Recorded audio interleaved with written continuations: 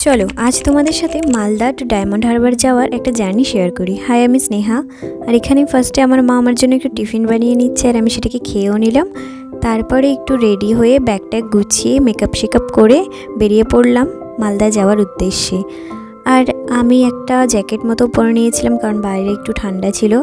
তারপরে ফার্স্টে আমরা চলে গিয়েছিলাম বাস স্ট্যান্ডে, যেখানে আমরা বাসের জন্য ওয়েট করছিলাম। তারপরে বাসে উঠে আমি আর মা চলে গিয়েছিলাম মালদার উদ্দেশ্যে।